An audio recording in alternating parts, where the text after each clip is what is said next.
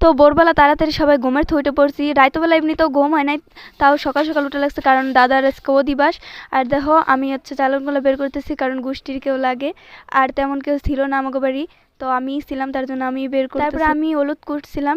আর হচ্ছে তোমাদের মধ্যে এরকম রিচুয়ালস থাকলে অবশ্যই কমেন্ট করে জানাও। এদিকে বাড়িকা আমার শরীর খারাপ প্রচুর, পা ব্যথা, হাঁটাই পারি না। দাদার বিয়ে সবকিছু শেয়ার করবার চাইছি তোমাদের সাথে, তার নিকে এই ছোট ছোট করে ভিডিওগুলো দিচ্ছি। সবাই হলুদ টলুদ মাহায়ে দাদার জন্য ওই যে খই তারপরে দই যা যা খাওয়া লাগে সেগুলি খাচ্ছে, কারণ দাদা আজকে সারাদিন না খেয়ে দেখবো, এখনই খাওয়া পারবো। তারপরে আমাকে মধ্যে হচ্ছে মায়ের কোলে মায়ের আঁচলে শোয়া লাগে, তার জন্য দাদা মায়ের আঁচলেও ঘুমাই নিছিল।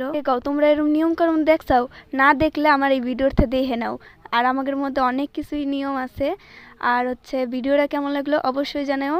আবার দেখা হইব নতুন কোনো ভিডিওতে, মানে পর ভিডিও দিতেই থাকবো। বিয়ে বাড়ি যদি একটু মজা না করি তাহলে কি বাল্টে কও, যে জায়গা লিজা মন্ডল আছে ওই জায়গা হাসি আছে, এই জায়গা ট্রেন আনিয়ে বড় একটা বাক্সে সবার চা মুড়ি খাইবার দিতেছিলাম।